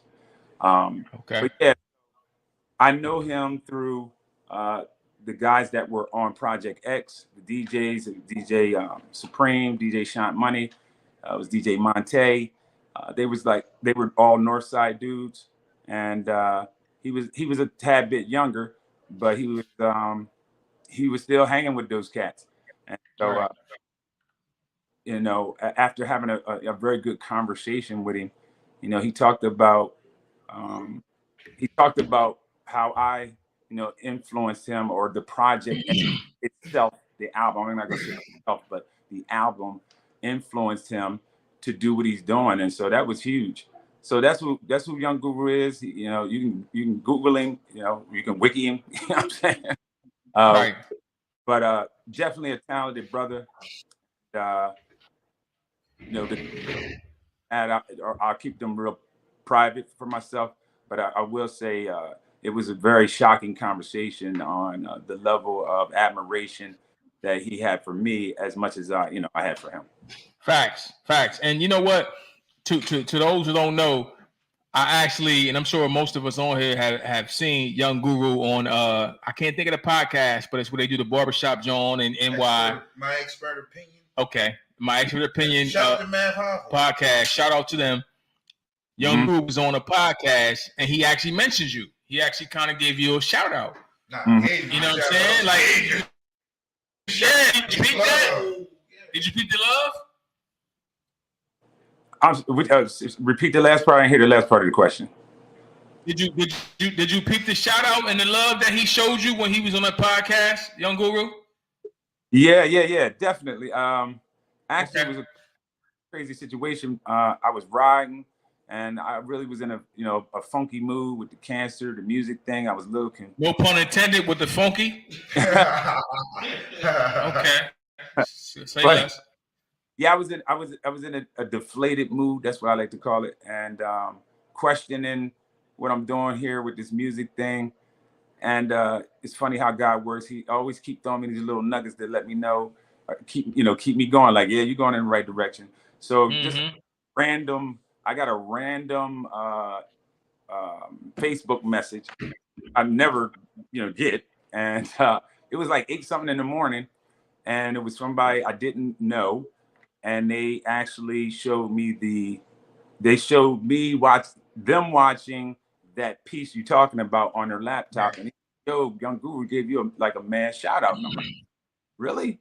And so, I went on there and did some research and looked at the episode and just was blown away, man. Like, that's for me, that's really major, because he was on the show. He didn't have to say any of that. You know what I'm saying? Like, that it was crazy that that would pop up in his head and he would mention that. But it just holds true to what the conversations that we had. That just validated it for me. Does that make sense to you? Real. Prior to. That's real. That's real shit. That's what's up. Okay. That's real. What's up. So when you coming back up this way, bro? Because you know what I mean. We still looking for a theme song and shit. You still owe us a little, you know what I mean? So what's happening? I ain't even trying to pressure you, G, but we're gonna need that. We're gonna need that. This time I got a better idea. I'm gonna bring it to the team, and we just gonna scan through some tracks that I got, and y'all, that's the one right there. Tell me you're gonna do it, and I'm just gonna do that thing right there live, and then you'll have it. You know, we just gonna get it done right there. Say that then. And I owe you a podcast appearance too. You know what I'm saying? We had a little date and some shit came up, so I apologize, but we're gonna get to it too. We're gonna get to that. Oh, no worries. But yeah, listen, I just want to say one last thing, and I'll let you guys get back to your real life instead of deal with me. You know, I'm really, really huge on this particular cancer. I just want to share this on a serious note. Like this cancer that I got, you know, I've been an advocate for this thing ever since it happened because I was chasing down this situation for like 2 years, and B-Rad knows the story very well. Years for me to get to this diagnosis, and once I did get the diagnosis, I discovered a lot of different things about the disease. And one of the major things is that not only is it rare, but it affects African Americans 2 to 1 than any other ethnicity, but especially against, you know, Caucasians. And that's huge when you think about the fact that it's 2 to 1 and it's rare. So the rarity of it makes it hard. So it affects our community in that manner, and we need to. My mission is to now educate about that. When you think your back is hurting and it's this incredible pain that you can't get around, and you go to the doctors and they misdiagnosing you sometimes, you might have multiple myeloma because it's one of the things it does. It mimics like having back pain. So you might be popping Tylenol and all that stuff, and it's not going to get rid of it. And that's why this disease is so sneaky, because it only has 3 stages, and you thinking you just got some kind of maybe issue with your back, and then it might be one of those rougher steps, hard to get rid of. So that's when I did the partner with Fi8re thing, and it's been a mission of mine. So right now I'm running a campaign for Visionary of the Year candidate in Delaware. And so just trying to raise money for the cause. But the real important portion of it is for us as African Americans to understand, like, first of all, we need to go to the doctors and forget all those stigmas and stereotypes that we done been taught in the Black community, and even mental health stuff. Man, that stuff is real. You know what I'm saying? It is so real. And now is not the time to be ashamed.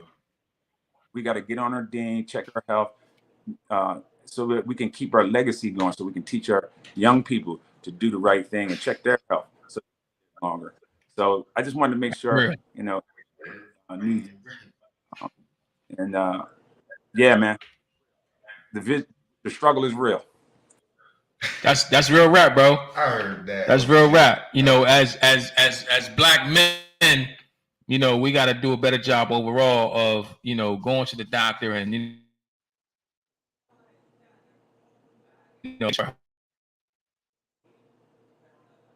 cool. Yeah, to get, this checked and prostate checked and blah, blah, blah, because of the stigma, you know what I'm saying? But we got to do that shit, bro. So that's real rap. Yeah. Please don't let your pride and all that real rap. Do this, I do that. I'll leave you with this note. Nobody has ever been on their deathbed and started talking about they wish they would have, went to school more, or wish they would have, or do that more. There's 2020 or 900.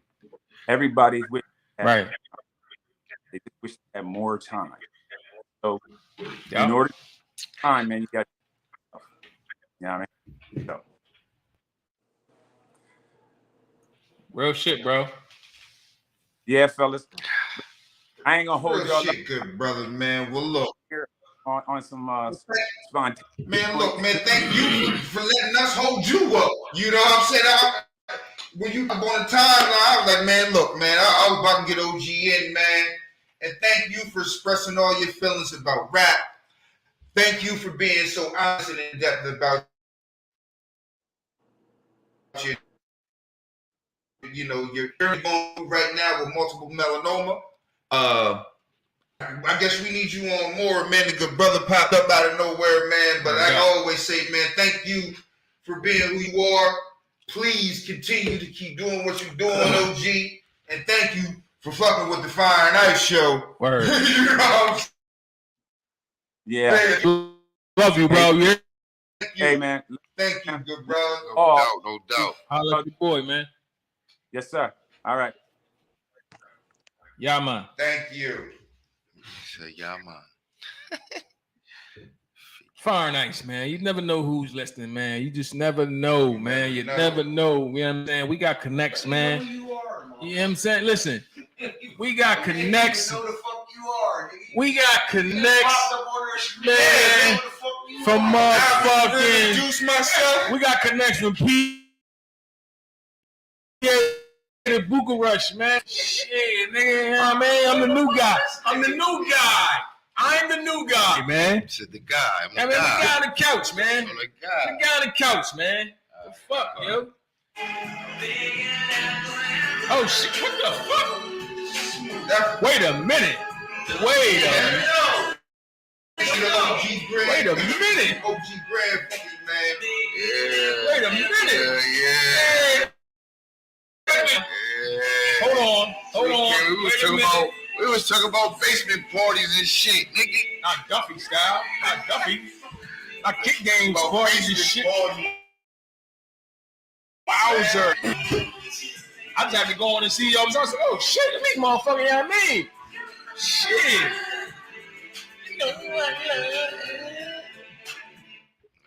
Oh shit. We used to put your Stetson on. Or the Lagerfeld. Remember Lagerfeld? Oh, Lagerfeld. Remember Lagerfeld? Lagerfeld. Lagerfeld was that joint. Oh, what? Like 25 times. Like, yo, be mad. We get it, man. Chill, dog. Oh, mind your business, dog. Hey.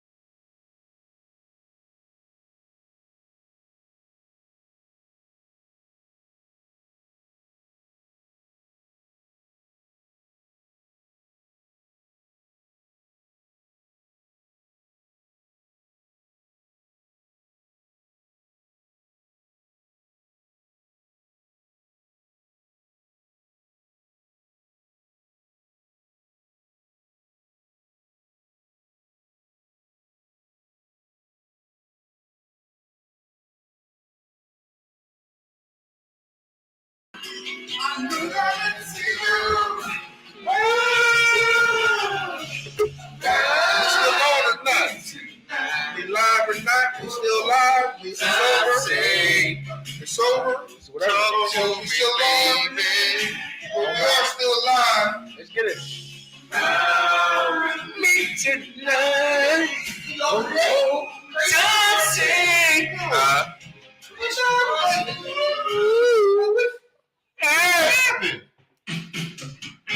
Oh shit! So that's what we doing now, man. If you live where I live, man, you was very familiar with the motherfucking whispers. Yeah. Right. Very familiar. Yeah. I live next door to the iconic, legendary Miss Step Up. If you know anything about the motherfucking Miss Step Up, Yeah, right. you know. Yo, this is regular. You need to know it. My fault.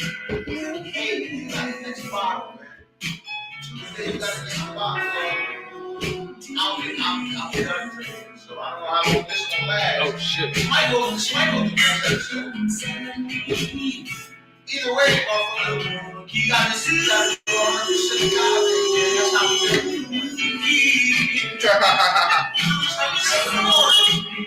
we do Well, I'm good on ready to kill. We ain't gotta just have 100% of God, baby.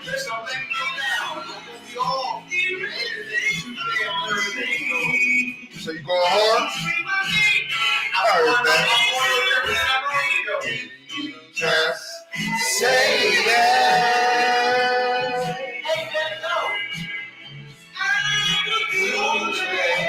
Huh?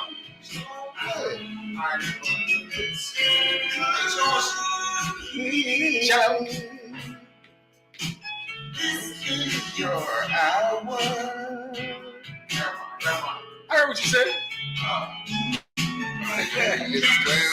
Got a mean, nigga.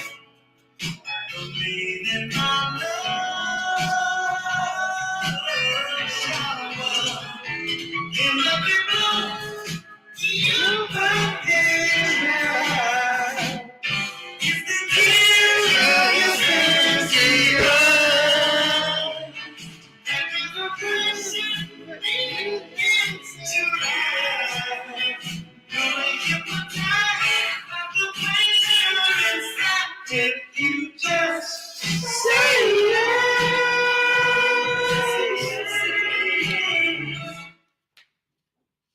hey man, hypothetically speaking, no man, we ain't playing. Hey, look, man, hypothetically, man, I don't think they want no more of that, man. I mean, they can come, man. Look, we don't sit spectate.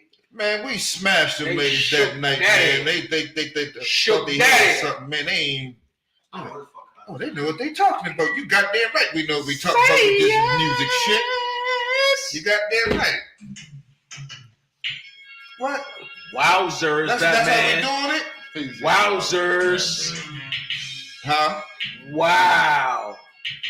Hey. Wow. Yeah. Hey. Huh. It was a motherfucker who. Yeah. And this ain't T-Pain. T-Pain. No disrespect, cause I fuck with it. It's here. It's that Zach. Without you. Featuring Roger Trout.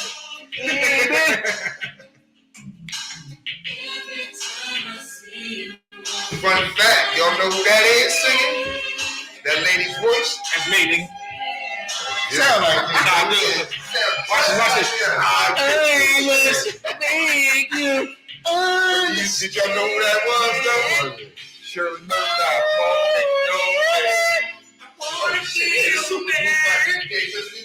That's a super group like a motherfucker, you heard?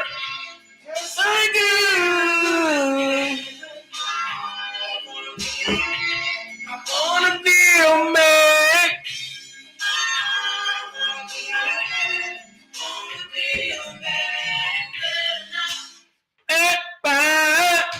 Cause if you do, it's a good thing.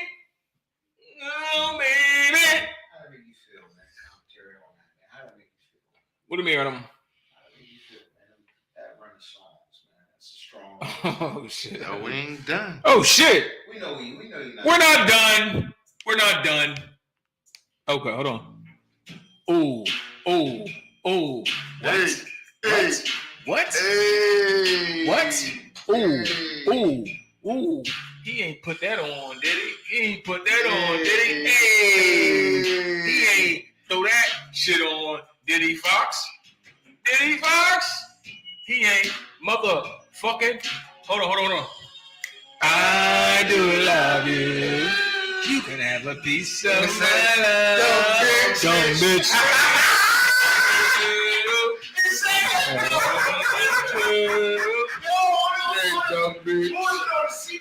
You can have a piece of my love.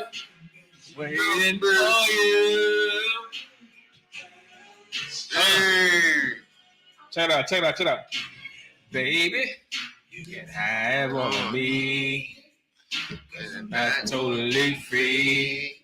I can't tell you everything that's going on. Baby, there's a few things in the past that cannot be explained. I'm asking you, baby, be with me for a little while. Please hush. No questions asked. Lay back and relax. Get off your shoes. Baby, I'm giving you a piece you can have. Well, I think it'd be true.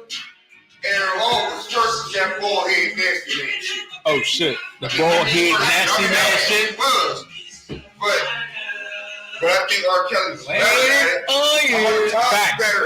That's real. And sometimes you don't get a choice on who the people choose. I know that this is wrong, but the feeling's so strong. I wish this could last forever, but it wouldn't be the same. Tell me who would be the blame if we was to hurt all over again. Please, no questions asked. Lay back, relax. Nigga, how bonafide savage. Yeah. I think that might have been a little bit more. It's happening now, baby. You know what I'm saying? Him being a little bit more, I guess, feeling himself. Baby. Right now, he got a couple flags where, you know. You're talking about Blair Celeste. I walked in there and fucked her. No, I walked in there and fucked her. Give me snow. All right. See that nigga, that hating ass nigga, Big Git? He said, man, Cali, whack. That nigga don't do nothing. He's a fucking hater. No. I don't think Cali, I think it's a couple more big time producers. Like over again. But yeah, he ain't punching out like, you know, like tapping out them jaws no more. Nah. And Cali don't do nothing. Everyone was talking about everybody. Yeah, he was talking shit. Yo, he hates Gip was talking shit. He don't hate Jay-Z. He was talking shit. He don't like Jay-Z. Yeah, he was talking shit. Pop with a fuck Beyonce. He be talking Like, Gip be talking. Yeah, Gip be talking dirty, dog. Like, damn, like, they fuck his mom or something. You feel some type of way about that. He go, like, weird energy. You know what I'm saying? In that area. Like, dude. Yeah, like, damn. Let you win. You don't like nobody. Nigga. Yeah, it was. Y'all wasn't hitting like that, nigga. He one of them. Like, y'all wasn't hitting like that, man. Y'all, man. Nah, man. Now, see, that's something, man. I like the Goody Mob, but I kind of feel they might have been bigger in the South than they was up. Well, I know they was bigger in the South than when they was up here.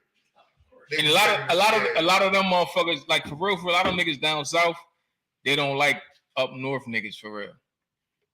I hung around one. He ain't fuck with niggas from up north, so I know what it is. Right. You know what I'm saying? It's just that thing. My name's Dennis. They're from the down south. Yeah, that's just one of them things. That's real. By default. Yup. By default. Yup. I can't fuck. That's just one of them. That's just one of them things. Y'all. Shawed it. Oh shit. Like that, y'all. Mm-hmm. That's real rap.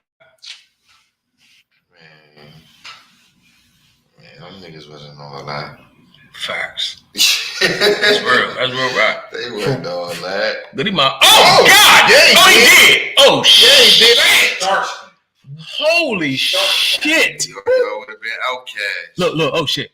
Yo, that nigga like this. Now that's a fair statement. That's a fair statement. Damn. Now I don't know. I think a lot of people think Goody Mob is I would say underrated, but they should get more fanfare than they get. And I'm like, I think they get about the proper. That's literally what underrated means. I'm like good enough to be rated. And I think you're rated. I don't think you're underrated. Listen, bro, rap. When them niggas was hot, I was living down south, and they was filling them niggas down south, but them niggas ain't. They was local for real. They was regional. That's the word. They was regional for real. Yeah. I used to do a little house party. Oh, you local. Yeah, right. What Granny D was saying? Oh, you local. She like this. Oh, you was bumping too. Like this. He was like, word. Them niggas is local for real. Real shit. I did some house parties. Oh, you local? Word. I'm not disrespecting any of that they did. I'm just like, I think that, I think some people say they overrated or underrated. And I'm like, I think they might be rated. You know what I'm saying? I think they right there. They wasn't able to. Everybody ain't fucking Run DMC. Everybody ain't NWA. That's what I'm saying. And that's okay. That would be alright. Then when CeeLo popped off, motherfuckers started looking at them as a whole different. That's real. Maybe they was. That's real. Maybe they was an outcast. CeeLo was that guy. Nah, it's him. So yeah, it's him. That's real shit. Sparkly, CeeLo Green. Fuck with him. So it's him. Fuck them. He went off in there. It was him. Even when he was with y'all, he shined. I don't recall ever graduating at all. Sometimes I feel like just a disappointment. CeeLo that nigga, dog. And he almost outshined Outkast. Like, who the fuck is this? That guy was the shit. You can do that on a song, but consistently, I'm talking a great job. You can't fuck with Dre. Consistently, wasn't nobody fucking with Dre out there, bro. Nah, you gotta be, nigga, you gotta be, you gotta be great now, Sean. Nah. When you in not on every song, man. Not back then. You crazy. Not back then, man. We're not 2000. 2000 was that nigga, man. Shit. Nigga, Big Boy didn't get the credit because of Dre, but take Dre over them. But that's weird. As you see on speaker positive up below, Big Boy started to get it like, Big Boy was nasty. Hey, Fox, you said it though. Because Dre was so dope, niggas ain't really see Big Boy like Big Boy was real. Listen, it wasn't like Big Boy was okay. Not Big Boy was dope. Yeah. But it's just Dre was one of the greats. That's real 3000 rap. was one of the greats. That's real rap. 3000 was one of the greats. That's real It shit. wasn't like Habit and Prodigy, where Habit was just, I'm just spitting some shit. Nah, nigga, Oh shit! Wait, Habit was like what? Nah, Habit was just spitting some shit. Habit was one of the great beat makers. He didn't give a fuck about the lyrics. True. Prodigy was the guy. I think that may be your opinion. Well, I mean, shit. that's shared amongst a lot of people. Your opinion. But I'm like, What's your opinion on that? That's not an absolute. What's your opinion on that? I think a lot. Habit was more than just, you know what I mean, just spitting beats, just making beats.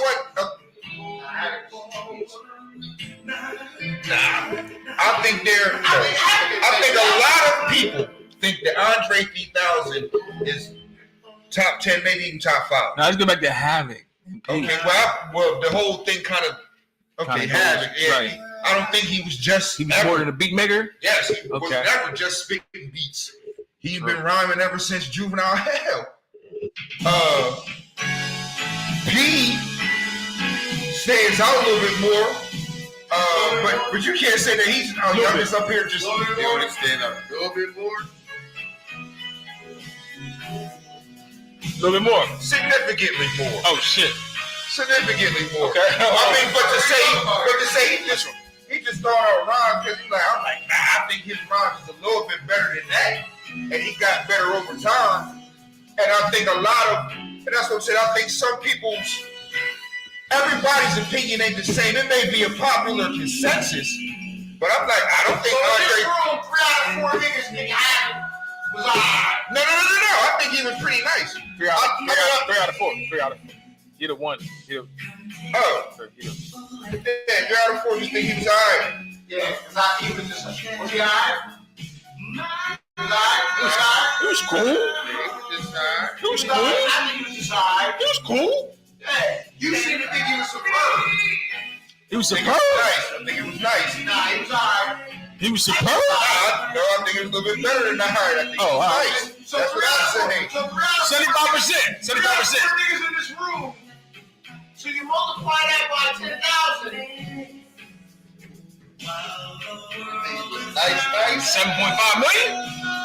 I think he was better than just, I'm just rhyming on, I make the beats, I'm just rhyming on here. That's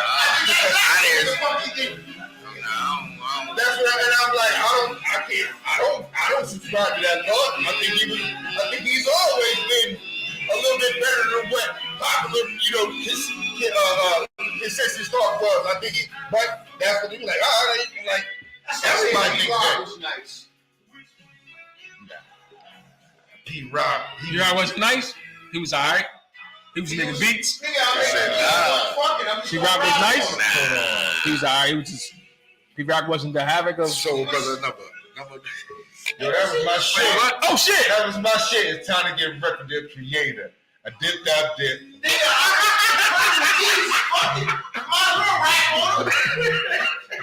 Oh shit!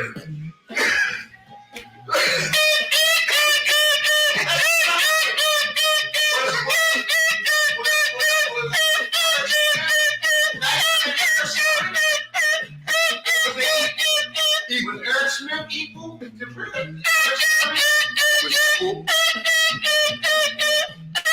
far as what, rhyming? Yeah, they were pretty equal. They were damn sure pretty equal. Eric Sermon and Perry Smith, Yeah, and rhyming, right. Yeah. I mean, but I'm like, oh man, what he's saying is just crazy. I'm like, because I thought he was a little nicer, or I think Andre 3000 maybe not as nice as everybody else. I ain't saying that he ain't. Let's take Andre 3000. See, that's what I'm saying. I said I don't think he as nice as Big Boy was nice. Andre 3000 was a great. He don't think so. He think he was just like. I think they was a little. I think they're a little closer. People say than what people say. I'm like 1A and 1B, or like. Well, really, man, I don't think Dre is up as high as he should be. Shit. You feel what I'm saying? I mean, I don't think he should be up that high. But I'm saying I ain't gonna argue nobody down. But that's what I'm saying. That's why I think they're a lot closer. Okay. That's all right. Okay. True. But I'm not the. Yeah, I mean, I ain't mad at everybody. Niggas nice. Pretty goddamn nice. You know what I'm saying? So. Hey, man.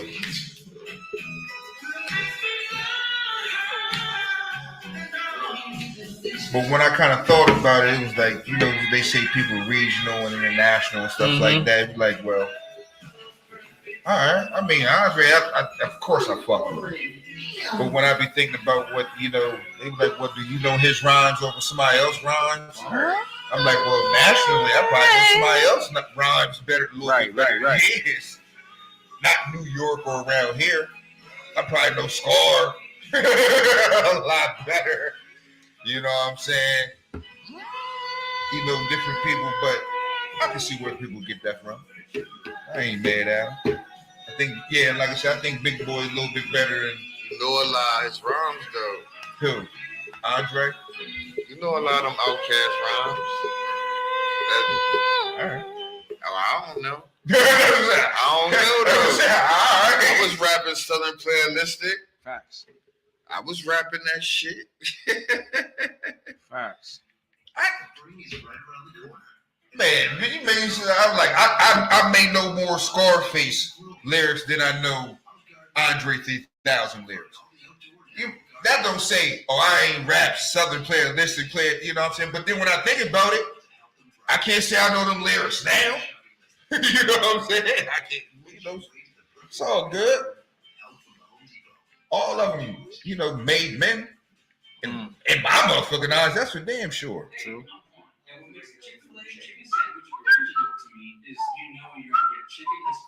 Oh Lord! Oh, not the chin shot. Oh, he did. Quick. Nah, it was the end of the round. He got saved by the bell. Today? It looked like he quit, didn't it? Stop hitting me. I quit. I want to go home. I want to go home? Oh, Fuck shit. And homie Blah. Like, fuck it. Cheetah shorts? Oh yeah, he definitely gonna lose. He's doomed. He was doing with leopard that too. Leopard, this is Cheetah, leopard too gaudy.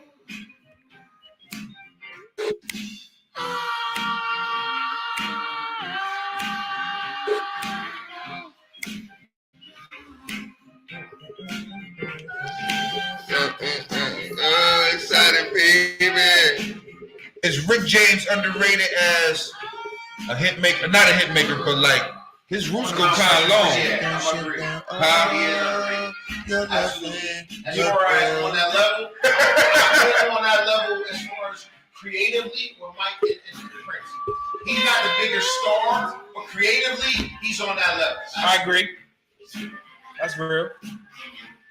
I saw some shit and I seen all the people he was down with and people he made. I'm like, I just look at all the shit he created and his run. He's not as big a star as them, but creatively, yeah, every bit as big as them.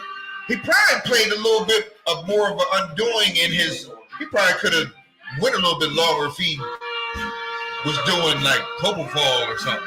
You know what I'm saying? But he was doing real drugs in the field. If he was doing other drugs, he might would have did something, you know, different.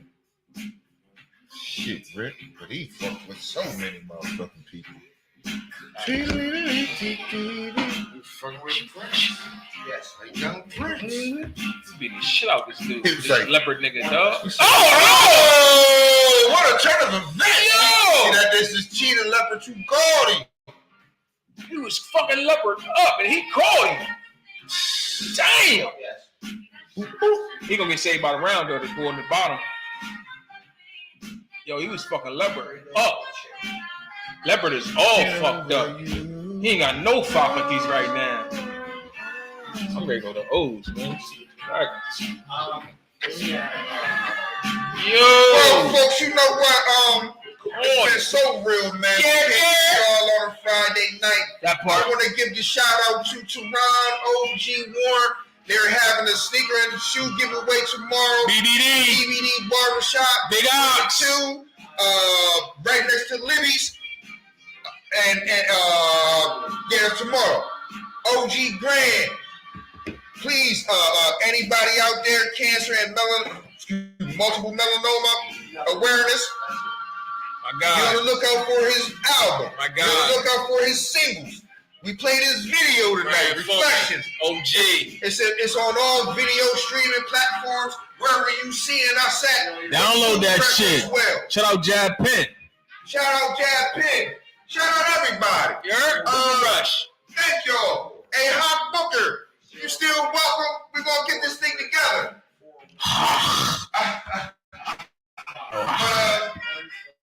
So y'all, on behalf of E-Way, man. Eat shit. Coach. You heard? E-Way shit. Be easy, man. You heard? Yo, I'm on the way, bro. You heard? We live in the Fi8re Ice Podcast. Yeah, I'm here. And, it's certain moments that you have when you do these things, and I think it's more the moment.